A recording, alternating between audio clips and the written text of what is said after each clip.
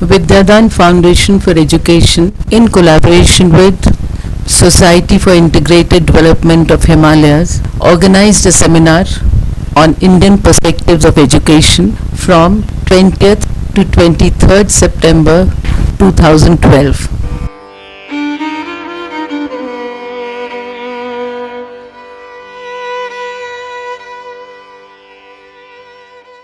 Between 2 to 4, we have 2 hours and we have 3 speakers. I would request each speaker to take half an hour, and that leaves us with another half an hour, and we'll keep that half an hour for discussion. Is it all right with all 3 of you? Thank you. Professor Krishna from Krishnamurti Foundation. He's one of the trustees of the foundation and also the secretary of Rajghat Education Center. I've had the fortune of working with him at Rajghat for about 4 years. I'm very happy to see both him and Meenakshi ji here with all of us. But I want you to realize that it is very difficult for a professor to speak less than 40 minutes. But I'm going to try.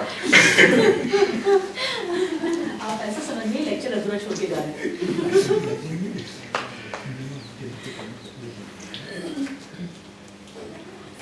Krishnamurti pointed out that there is a very intimate connection between education and the state of our society.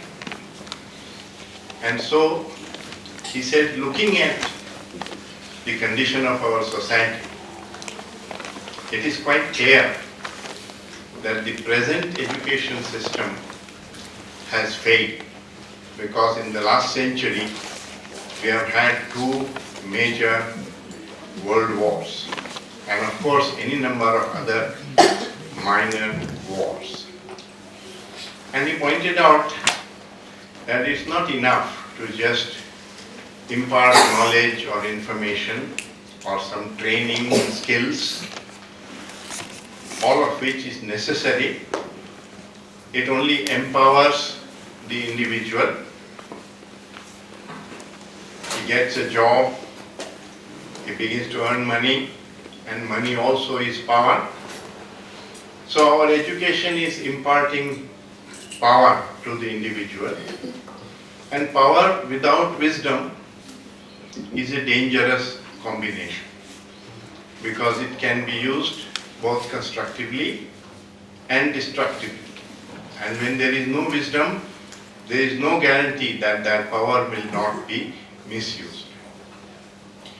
If we ask today the Vice Chancellor of a university or a principal of a college, what is your aim in education? What kind of human being are you trying to help produce in society? He would say, I want to produce people who are hardworking, disciplined, intelligent, and hopefully a leader of men, so that when he goes and joins a profession, he will be able to lead others forward. I want to put it to you that all these qualities were present also in Adolf Hitler, whom many regard as one of the most evil personages of the 20th century.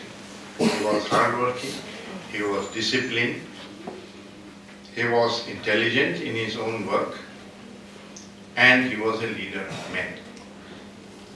So what is there in our education at present to ensure that we are not producing more Hitlers or Stalins or Ravanas, if you like, and that we are producing Ramas?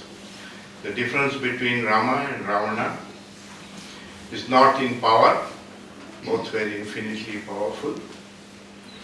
You could also say God and devil. The difference is that God has love and compassion and the devil does not. So what is there in our education to ensure that the individual will come out with love and compassion. So he wanted to change education. He said it must be holistic. It must not only impart knowledge, but also help the child to come upon wisdom. It is not the purpose of education to merely produce people who will conform to the present day society and therefore continue the society in the form that it is, because he said it's an immoral society. And the man who is successful in this immoral society is mediocre because he has accepted all the various ladders that are put before him and climbed every ladder without questioning society. And a mind that does not question, does not inquire, merely follows, is unintelligent, is not wise. The most wise people in the world have been those who have questioned, not those who have followed. The Buddha questioned the Hindus. He grew up among the Hindus, but he broke away from them. Jesus Christ broke away from the Jews. Galileo broke away from Aristotle and 2000 years of beliefs and so on. So the most intelligent people, whether in science or in society, have been those who have brought new light into society. Therefore, education must not produce just automatons who will fit into society, but minds which will transform society. He said that's only possible when we produce human beings who are not egotistic. Because the ego is the very source of all division in society. He also questioned whether there has been any psychological evolution at all. He said there has been a lot of progress from the bullock cart to the aeroplane, from writing letters to the internet and so on. That's obvious. But there are many areas in which there has been no progress. And we are still as primitive as the primitive man, who was also divided into tribes, fighting selfishly for his own tribe. And those tribes have become now religious groups or caste groups or national groups, and they are fighting among each other. So under this shadow of a gloomy war situation, we are imparting all the knowledge and producing people who are egotistic and therefore contributing. Just in case some of us think that the problem is one of illiteracy, let me point out that the problems of the world today are not the creation of the illiterate villager in India or Argentina or Africa. It's the creation of highly educated MSCs, LLBs, PhDs, who make weapons of destruction, who make the laws, who create war, diplomats, lawyers. So, what is there in present day education for us to feel very proud of being educated? He said education must concern itself with the transformation of consciousness.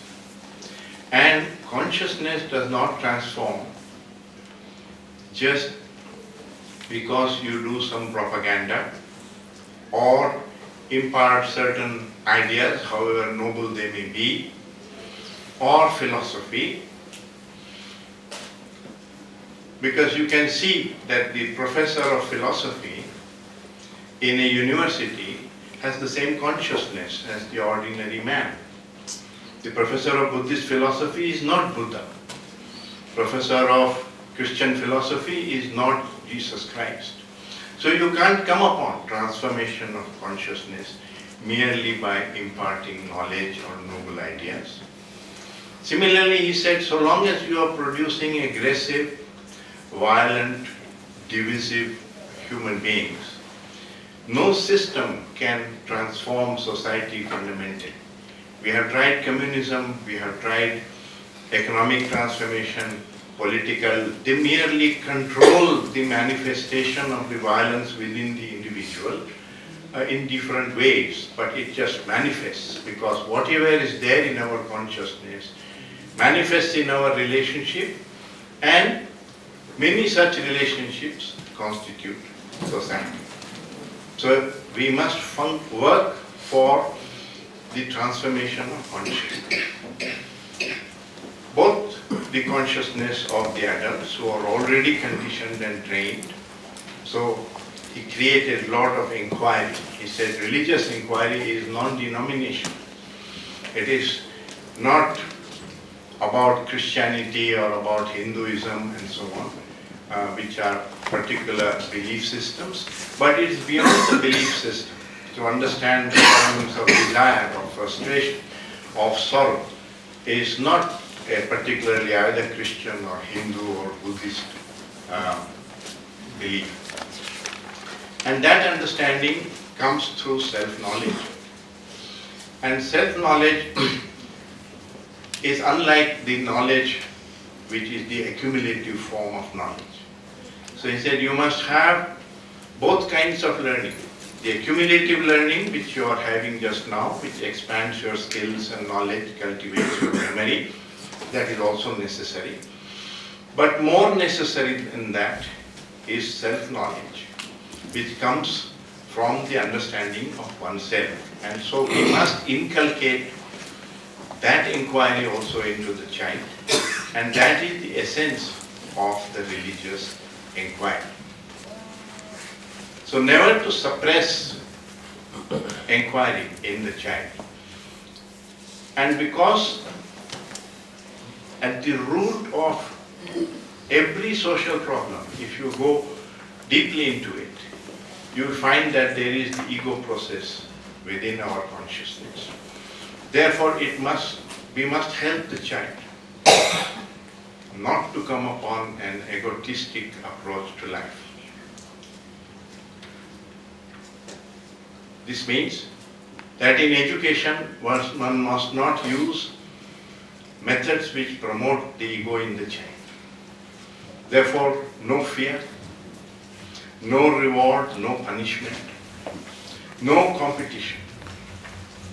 And so if you eliminate all these which are being used at present as motivations in education, then how do you motivate the child? And he said that is a challenge for the teacher. Education must be a joyous learning for the child. And he will experience that joy only if I can reveal to him the beauty which is inherently there in every aspect of life. There is great beauty in nature. There is beauty in friendship.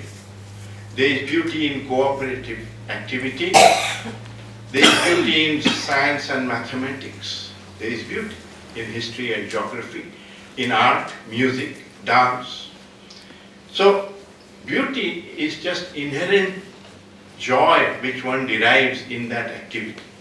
But when you make him do that activity for a reward, you are merely teaching him to use that activity or that knowledge as a means to an end. Now that's a corrupting factor. That's basically the egotistic approach. And that the fact that each one of us in the world identifies himself with a small community, either a religious community or a linguistic community or a political community, and then wants to work only for the welfare of this community and regards all other communities as rivals, which can even be exploited for the sake of the welfare of one's own community, then that creates division in the world. So we must learn about our own conditioning and free ourselves from our conditioning so that we don't identify with it very strongly. So that's an important part of the approach in Krishnamurti's education. that we do not want to condition the child into any belief, whether religious or political or even nationalism. No belief. Because that conditions, that divides, belief divides humanity. Conditioning divides humanity. You are of course conditioned, just as I have a form of body, there is a form to my personality. But when I identify with it, give it tremendous importance to it, my opinions on it turns egotistic. So can I hold it lightly? Not identify with it, be aware of it. But to do all this, it needs tremendous self-knowledge. And he said, self-knowledge is the key to wisdom. It is that knowledge which you cannot get from the guru, you cannot get from the book. You have to discover that for yourself. So we must give these questions to the students and let them work on them. So this, both knowledge and self-knowledge must be given equal emphasis, along with a holistic development of all the faculties, which means that every child is intelligent. And I am not going to impose on him what I consider is intelligence. I am going to study this child, help him grow in whatever way is natural to him. And I am not dictating. So it means that in the school environment, you care for that so-called weak child just as much as for the so-called intelligent child.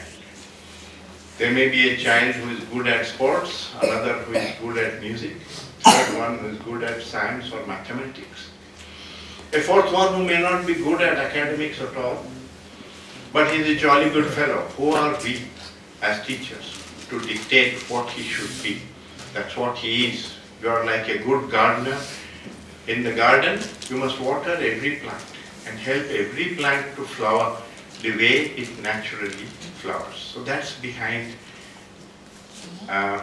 the approach in a Krishnamurti school. You have to be a friend to the students and you have to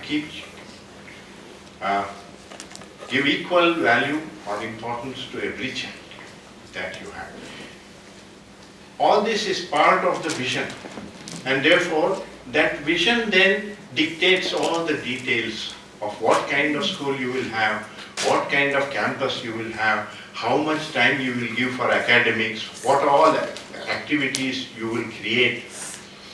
Because a child is not educated by what we speak. That's only the training part, the knowledge part. He is educated by what he actually sees going on in the campus. So Krishnamurti wanted residential schools in the concept of an ashrama, where you live and whatever we are living, that small group of say 500 individuals, including students, who are all residing there, that becomes a mini microcosm of society. If in that society we have inquiry, we have this consideration for each other, we have this sense of beauty, if we are ourselves learning, all that creates an atmosphere which then the child imbibes and he becomes a sensitive human being. Sensitivity comes through contact, and love, compassion, non-violence, consideration for others is all part of sensitivity. Sense of beauty, it comes through contact. You cannot teach what is beautiful. You must sense beauty in that part of life or in aspect of life. So in one sentence, if you ask me, what is the main aim? In one sentence, tell us what is the aim of education? I would say to reveal all the beauty that is there in life to the child. Now how do you go about it? So in a Krishnamurti school, you have various activities. Gardening, sports, yoga, gymnastics, computers, nature,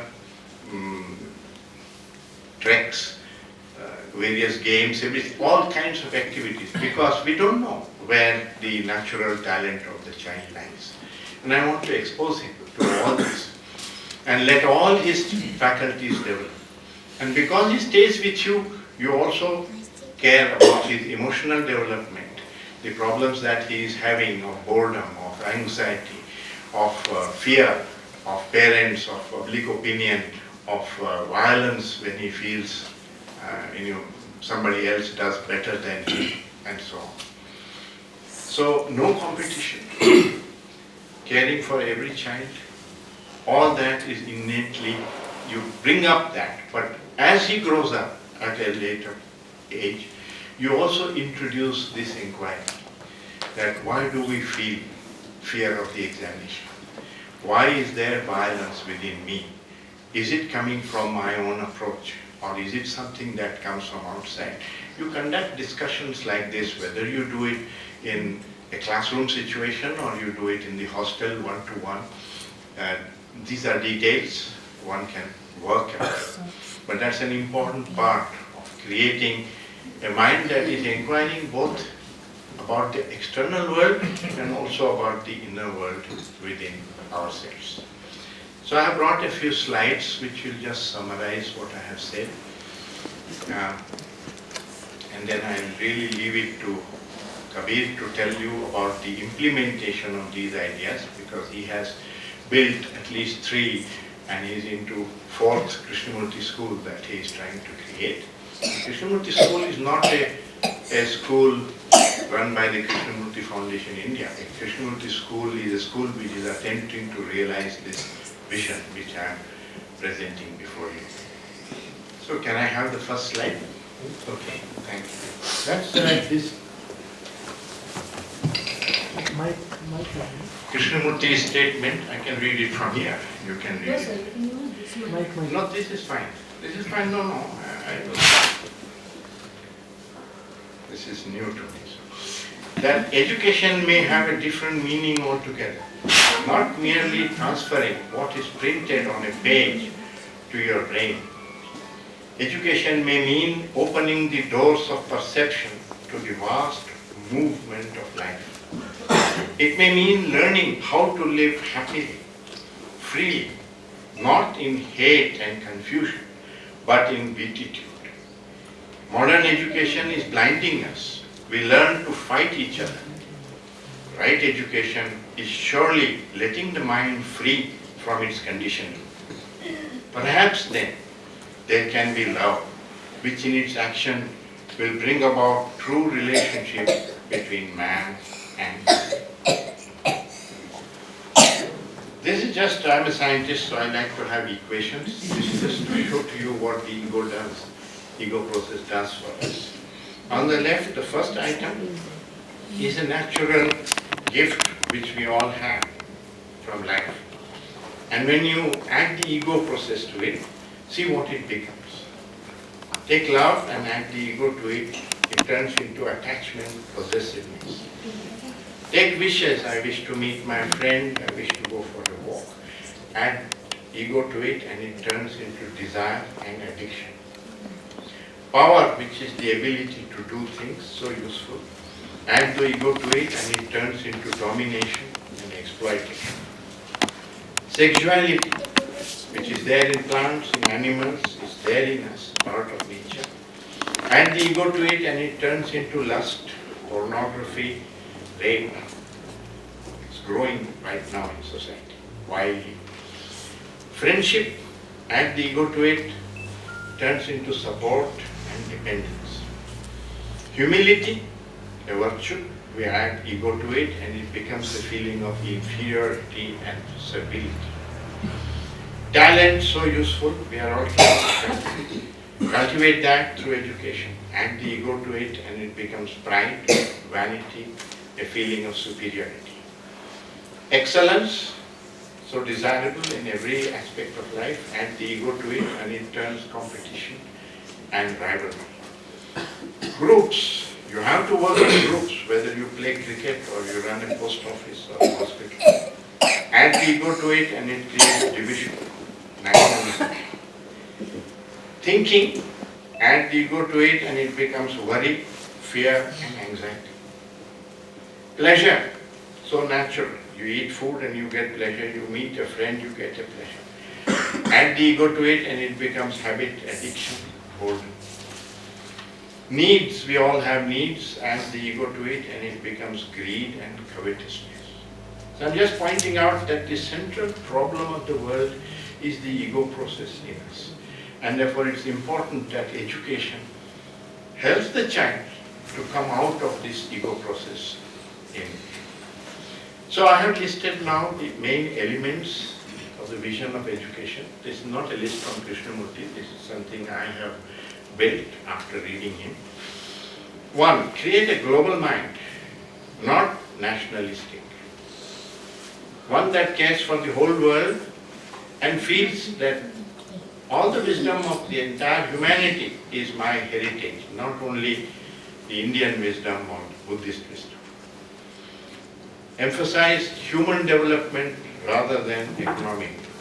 Pawan Gupta stressed on this point, that education must be oriented to help the child grow.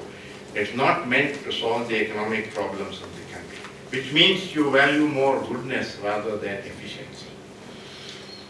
He pointed out how the entire education system is today built on the factory model, where the child is treated as raw material which comes to us at 6 years of age, you process it for 14 years, and out comes a doctor and an engineer and an artist who will then perform the work for us in society. That's a very utilitarian, heartless way of looking at a child. Encourage inquiry, not conformity, which includes respect for dissent. I already mentioned the importance of it. Cultivate the spirit of cooperation and not competition. When you are telling a child that you must do better than your friend in the classroom, and if he turns around and asks you as a teacher, why shouldn't I be happy that my friend knows more mathematics than me? What would be your answer? So we are teaching them that we are in a race with other human beings, which is not true. No two trees are competing with each other. So we first treat him that your colleague is your rival and then talk to him about brotherhood of humanity. Teamwork is more important than individual achievement. At present we are giving rewards for individual achievement, which means democracy is more important than domination or dictatorship. Dictatorship, however intelligent that dictator may be, is a problem not only when the head of a state is a dictator, but it's also a problem when the head of the family is a dictator, when the head of an institution is a dictator, and so on. So dictatorship is an attitude of mind, and it is important in education that we see that he doesn't cultivate such an attitude, but feels equal with all the others. It doesn't turn differences into division. Learning mind rather than an acquisitive mind. Learning is of two kinds, I said. One is to discern what is true and what is false, so that the false ends. And that learning is self-knowledge and brings wisdom. The other is the acquisitive learning, which we have all gone through in school and college, and doesn't need any description. Awakening intelligence more important than cultivation of memory. Create a mind that is both scientific and religious at the same time. It's possible if you regard religion also as an inquiry into truth, but not if you regard religion as belief. Understanding the world as well as understanding ourselves, both are important. Rational, scientific meaning rational, religious meaning compassionate, respect for all life. A friend of nature and not the master of nature. Nature is not a resource to be exploited for economic gain. Aware of the limitations of knowledge, all that is part of having a mind which is both scientific and religious. The art of living. Education must ensure that we have a high quality of life in every aspect of our life, physical, intellectual, emotional and spiritual. Just because you have a lot of money, it doesn't mean that your quality of life will be high. So that's only, it buys only physical pleasures and so on. But if you're bored, if you're worried, if you're fighting, that also lowers the quality of life. Which means flowering in goodness is important. Flowering in the sense that you can't impose goodness or teach goodness. In fact, I was fond of saying that only the trivial can be taught. The profound has to be learned, and therefore you must ensure that the child grows up or goes out of your school with a learning mind. Working with joy is more important than working for rewards. The perception of beauty is more important than the pursuit of pleasure. Sensitivity is more important than ambition. And therefore a holistic development of all the faculties, not over-specialization. I am now ending by giving you a list of schools which are trying to live by such an approach or philosophy, bring it into reality. I'm not claiming that we have succeeded in creating such a thing, but that we are attempting.